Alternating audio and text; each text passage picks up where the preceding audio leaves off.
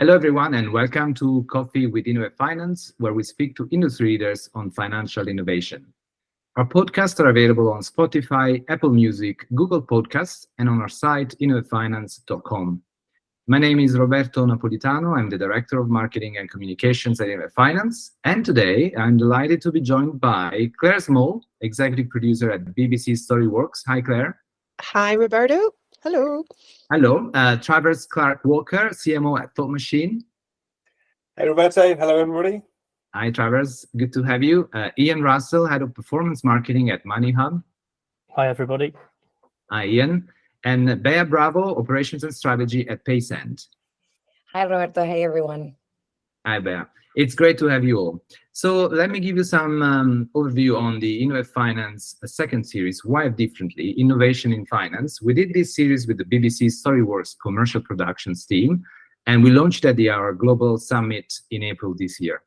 So the series showcases the innovators that are shaping the world of finance to help people from all walks of life improve their financial well-being. 10 short movies show the ways financial technology is creating opportunities for consumers and businesses around the world. And you can learn more about this program at innovatefinance.com/Wired Differently series. All right, so let's start with Claire. So Claire, tell us more about what you do at BBC StoryWorks. Thanks, Roberto. So I'm an executive producer working in BBC StoryWorks. I've been there for about the past 4 years. My role is to oversee the creative and editorial aspects of projects. So at the beginning of each series or project, I'll sit down with the rest of the creative team and come up with the look and feel. We'll set the style and tone that will weave throughout all aspects and all deliverables. That's the films, the copy, the artwork, the website, and through to the marketing campaign. So actually, absolutely adore my job. It's the most interesting thing for me anyway.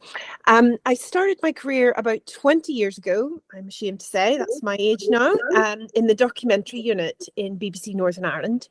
And over the last 20 years, I've worked on producing and directing a number of successful international television series and multi-award winning projects. So as I said, I love everything I do, and I take such a joy in storytelling. And yeah, that's why this has been such a fantastic project to work on. Some amazing stories. That's amazing, and it's very impressive, Claire. So I'm very glad that we had a chance to work together. So what was the idea behind Wired Differently? So how did the series come about? And you can tell us, like, why the name Wired Differently?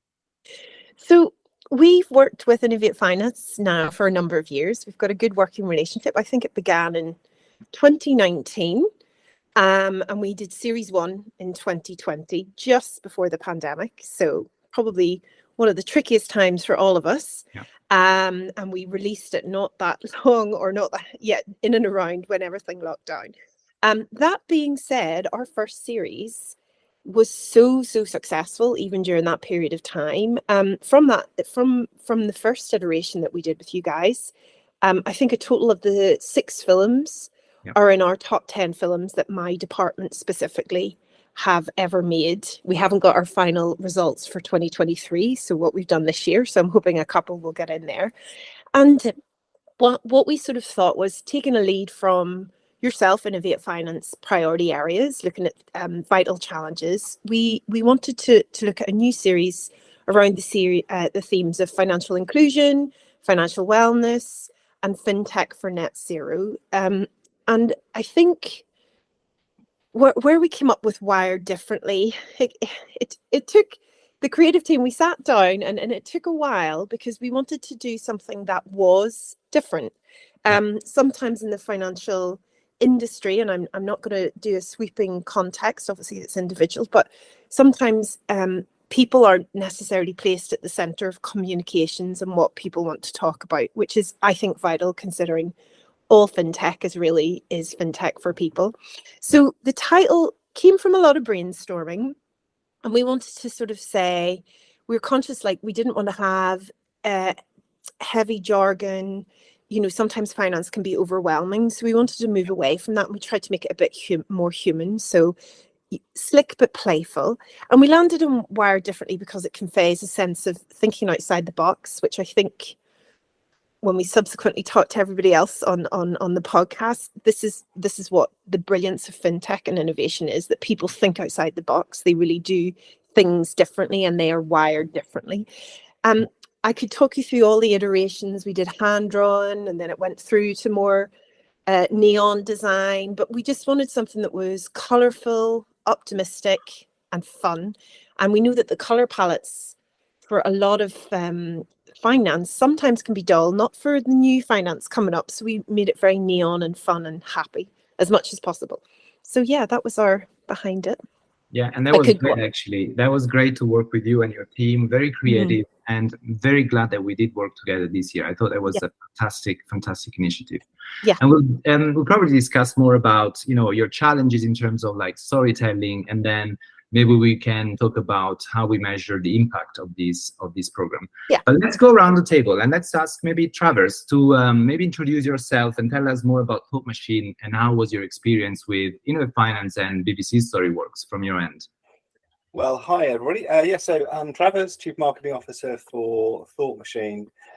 So look, I mean, we participated in the BBC StoryWorks Innovate Finance Wired Differently film series, because we deeply believe in, I guess, the storytelling that goes with what's the state of technology in financial services at the moment, what should the state of technology be moving forward.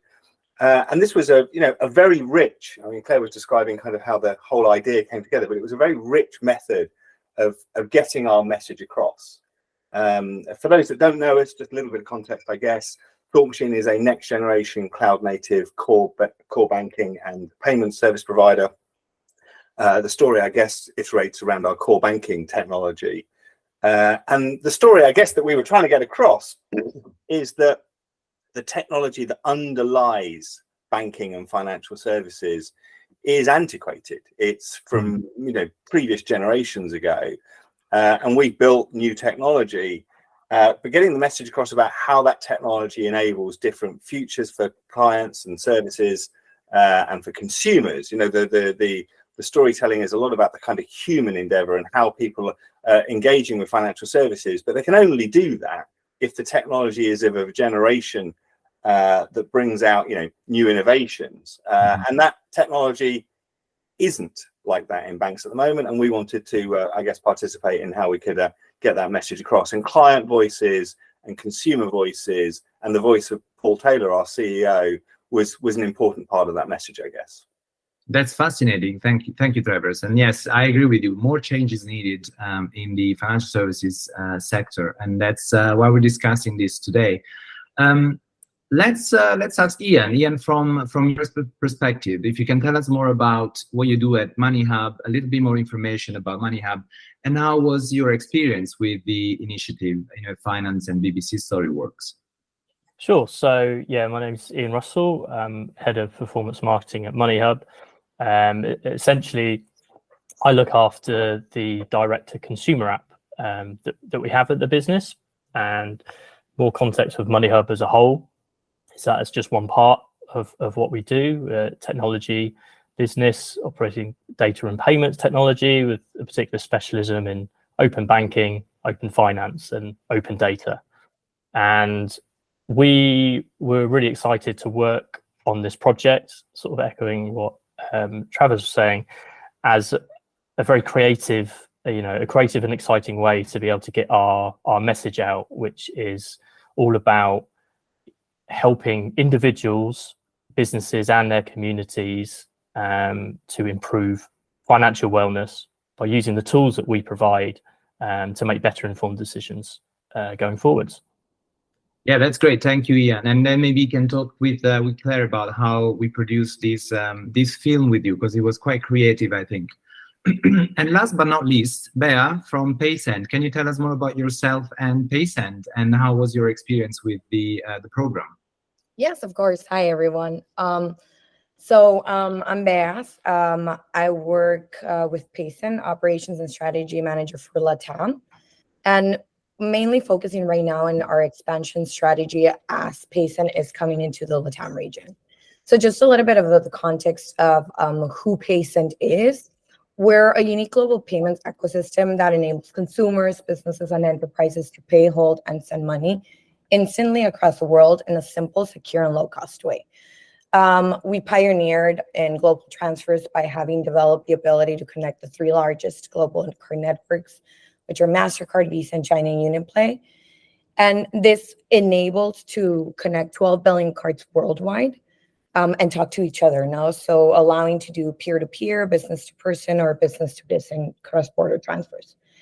However, as to how we are here, our mission today, part of our big focus in Payend, is to improve the financial well-being and freedom of billions of people that continue to be underserved and underbanked across the world.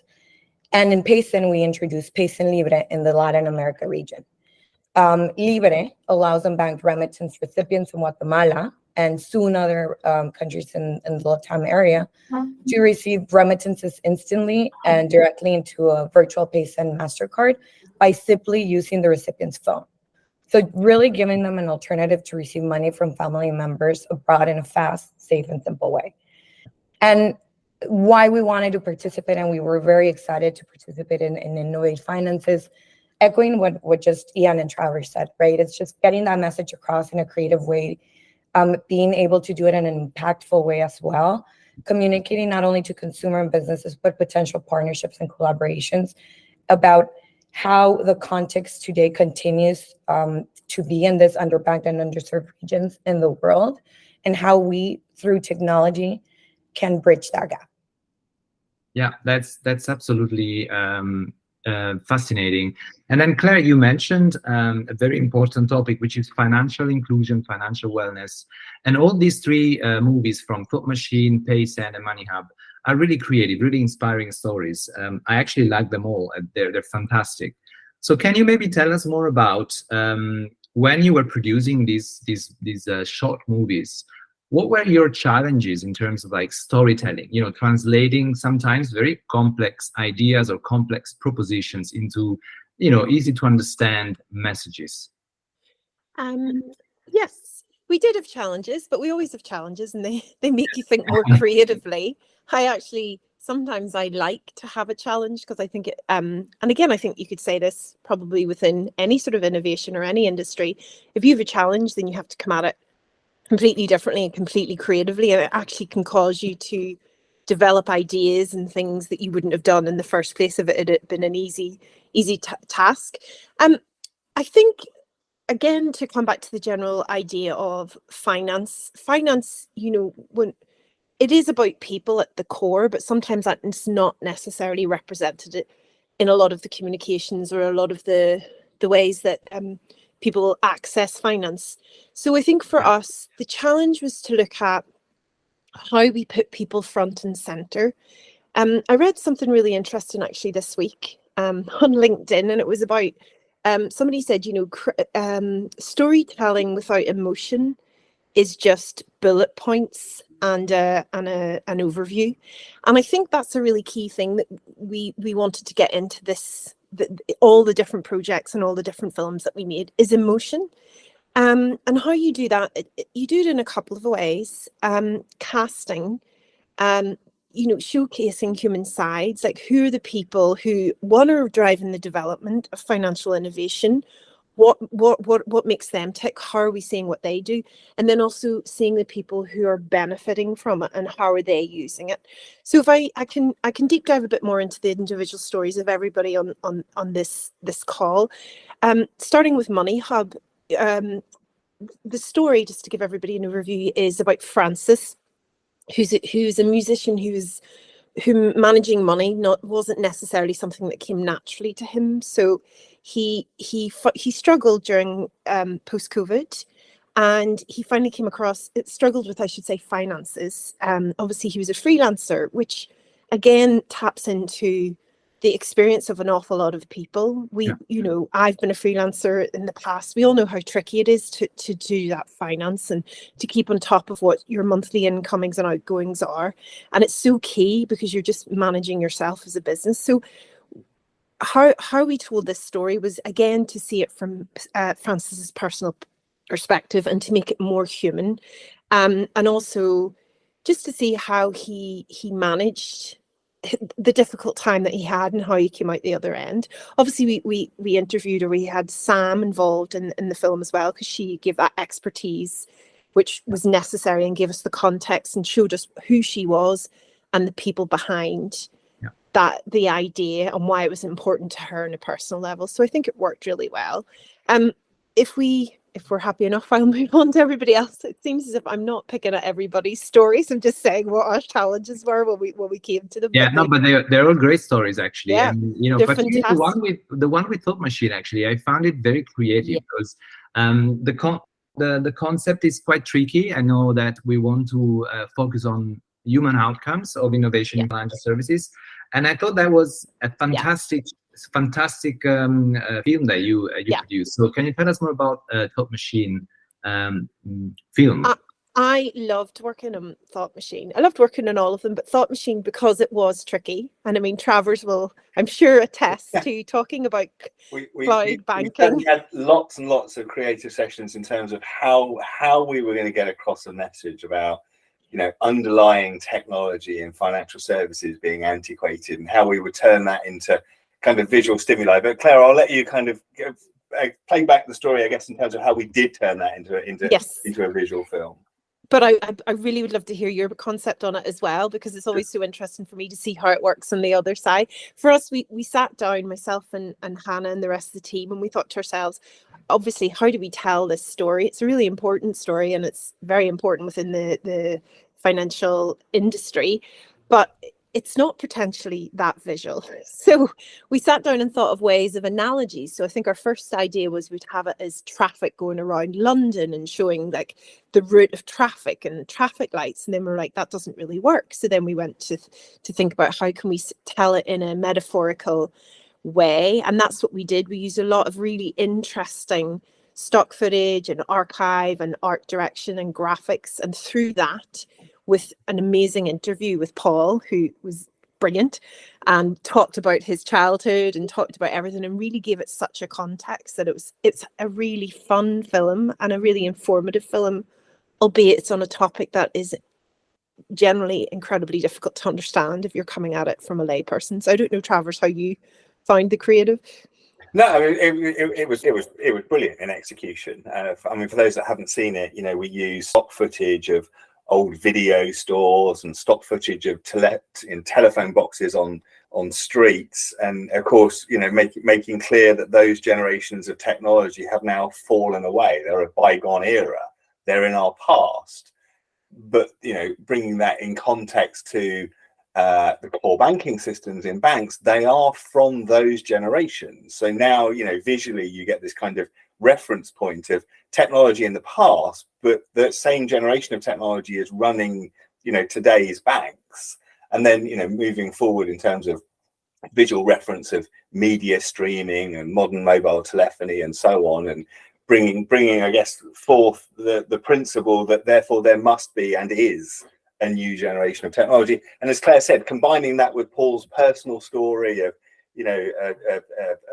academia and a deep passion for music and rock music, and a deep passion for computing, and having been given a computer as a child and being told things like, you might make money with the rock music, but you won't make any money with the computers, and recognizing that human kind of context of how technology has changed his life and our lives, and will change the lives of millions and millions of consumers around the world. It was a rich vein, I guess, of creative activity and storytelling, all brought together to basically hammer in this point that the technology in banks is antiquated and it has to change. Cloud technology is the future for them. Yeah, that's exactly right. And I really like the film, because actually you have human stories, but then you also have the story of the founder and the CEO of the business. Like we have Paul from Thought Machine, we have Sam from Moneyhub. So that was a great combination. Bea, I just want to ask you, well, first of all, I really want to say that I really like the Payend movie. I think it was fantastic, because you actually feel how fintech can help consumers really, send money, do transactions, and make things easier for them. So Claire, can you give us maybe an overview of the video, the film that you produced for Payend? And then Bea, if you want to add anything on your experience producing the video with the BBC StoryWorks team. Yeah. So the film follows Luis as he sends money to his brother Miguel, I think. What this story is, again, as you've just said, Roberto, there's people at the core of it. This technology are helping people and helping families. And why I love this film as well is firstly the casting. I mean, we worked really hard with Bea and the rest of the team to find somebody who could really convey the messages. We wanted to also film with them in their home environment. So in that sense, I love this film because we've actuality of the family and the extended family and everybody talking to each other on the phone. And I think this story is indicative of, from a creative perspective, is the way that you can tell interesting and respectful stories. I think it's such a privilege to see into the home lives of different people around the world and see how as human beings we're all very similar, we're just in different circumstances. So and I think we achieved that whilst obviously telling the story of Payend and how Payend help people. So that's I just loved it, as I said, for the absolute joy of getting to see this family and these people and how this was truly making a difference to their life. And obviously Bea was in it and was brilliant. So I'll pass to you, Bea. Thank you, Claire. No, completely agree with you, Claire. I think it's a remittance. If we kind of just take a step back, and kind of the whole overview of what remittance and the emotion that there is, it's about sending money to your loved ones, right? So there's just so much there. It's people that are many times having to leave their countries, to provide a better opportunity for their families. And it's about what, as companies like Payend, what are we doing to be able to help them provide the safety, the simpleness, and just being able to send a transfer whenever they need to, wherever they need to, right? I think it was very powerful to see the story of Jose Luis and Miguel Angel, who haven't seen, each other, but through Jose Luis and through knowing his day-to-day, we were able to bring awareness, to not only the issue that there's currently in the Latin America region, where more than 70% of the population continues to be underserved or underbanked, but actually being able to illustrate the benefits that we know a product like Payend Libre has and is having already in people's financial freedom. So through their testimony, we were able to show how Latino immigrants in the U.S. are a lifeline for the loved ones back at home, and because they rely frequently on cash, this results in higher fees for transactions, longer waits, just more barriers.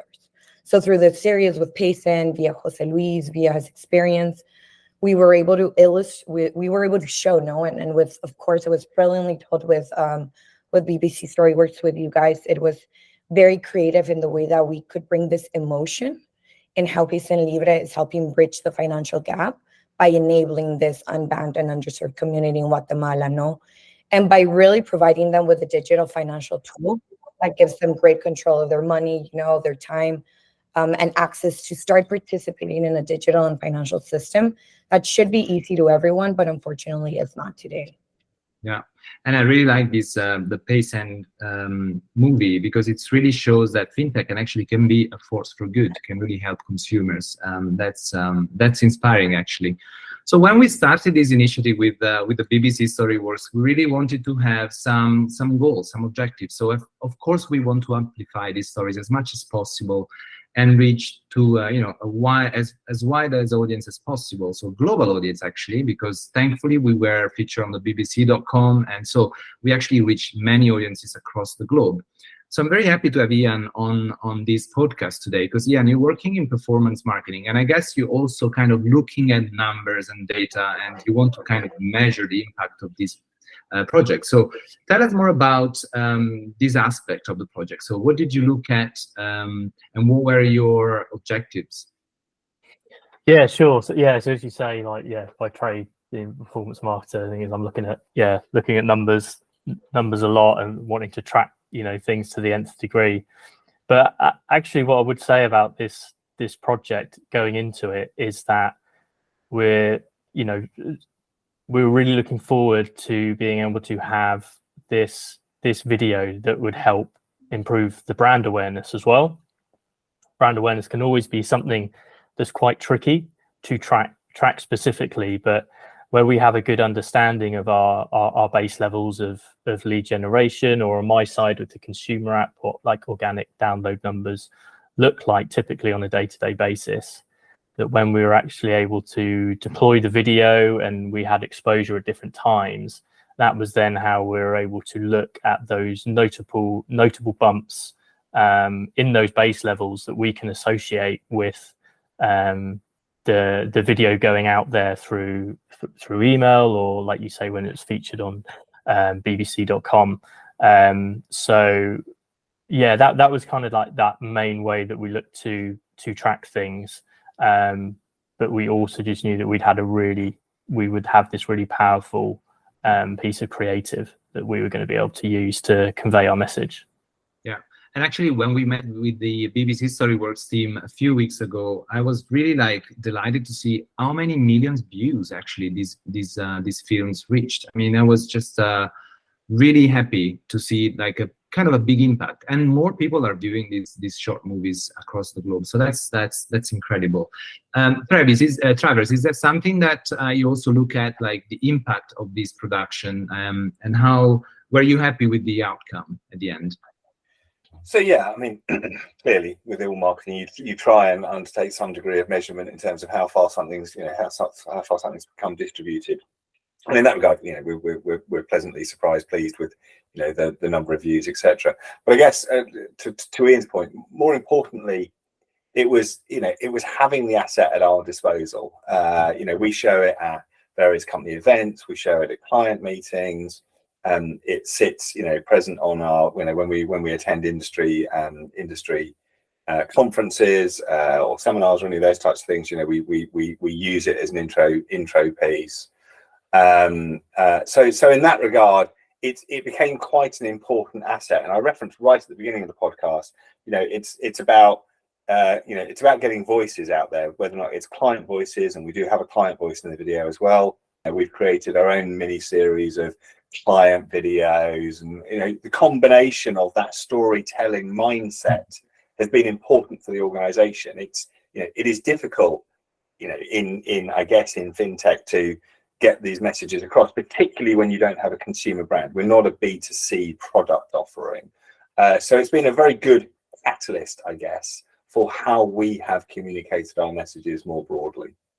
Thank you, Travers. And I guess, Bea, is the same for you. Like, brand awareness is an important aspect of this project. You want to share with us how you're using the video with your team, with your potential customers? Yeah, of course. Yeah, definitely.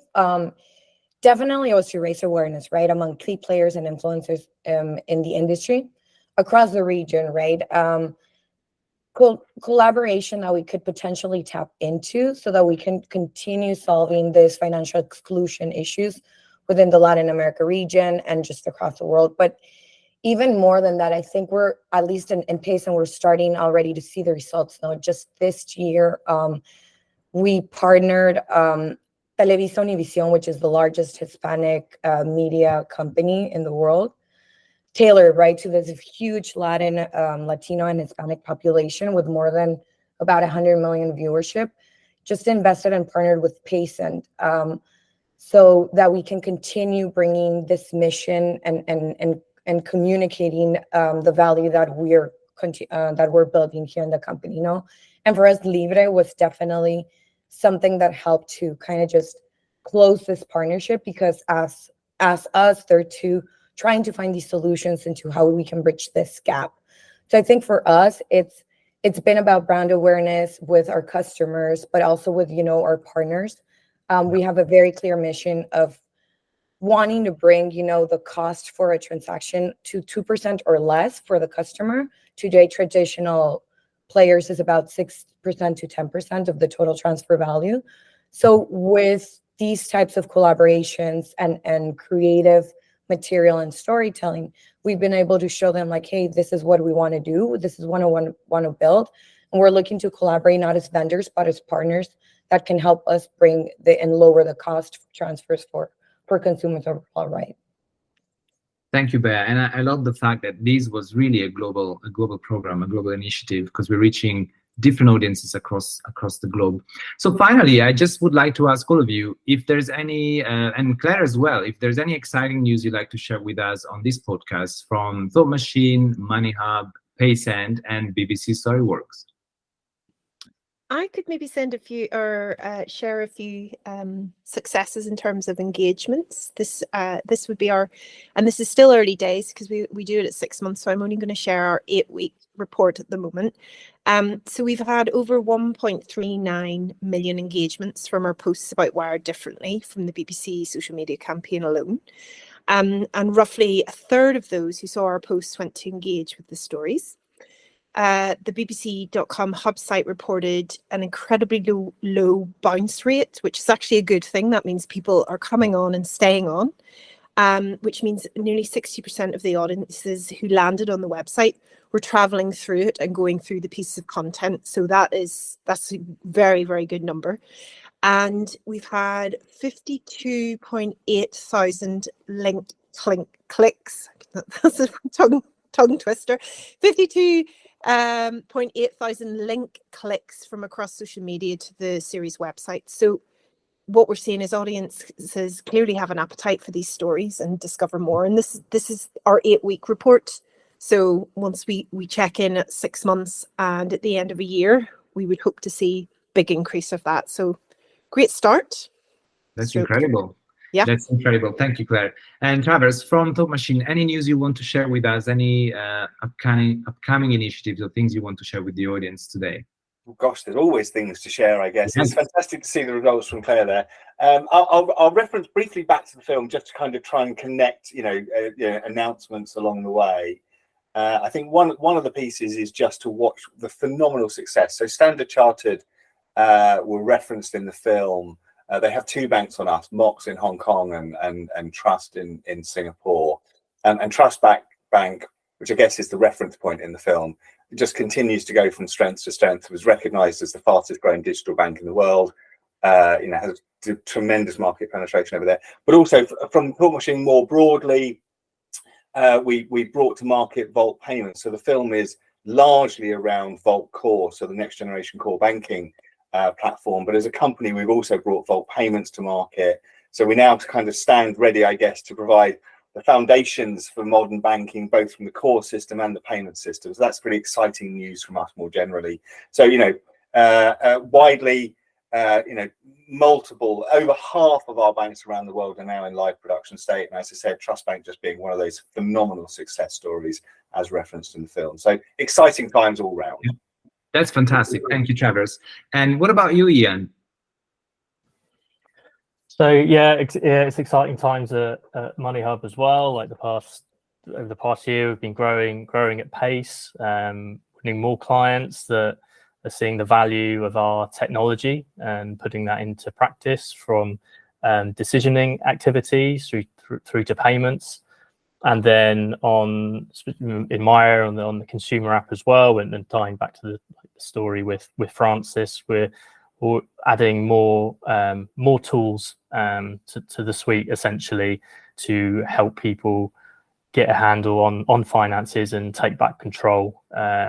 We've got a new savings goals feature that goes live in the new year, which is very, very good timing as people look to get ahead there. So yeah, it's exciting. Lots of developments and pushing forward. Fantastic. Thank you so much for sharing with us. And then Bea, what's next for Payend? Yeah, well, we're very excited. I mean, for us, Libre in Guatemala, it's just the first step, right, to bring this solution to the Latin America region and to other regions across the world. So definitely continue building on this. This next year, we're going to be opening in Mexico, in Colombia, in Central America and Dominican Republic. And we're very excited to continue just building the partnerships and the collaborations that really have the vision of changing the how the things are done today, right? And really bringing this cost of transfer for the for the customers into less than 2% of the total value, but more so in allowing customers to have a simple way and just an easy, secure way to send and continue connecting with their loved ones back at home. No, so for us, I think it's a very exciting time. This is just kind of like the first step to the Latin America region. So continue building on this, continue iterating and bringing that value to the customers to really, bring that gap down from the financial inclusion perspective. Excellent. Bringing that gap down is fantastic. I think that's all for this episode of Coffee with Innovate Finance. So I'd like to thank all audiences for tuning in.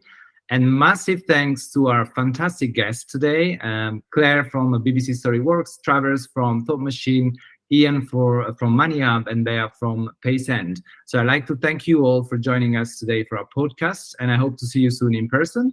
So for all of you listening, join us next time for Coffee with Innovate Finance, and it's bye for now.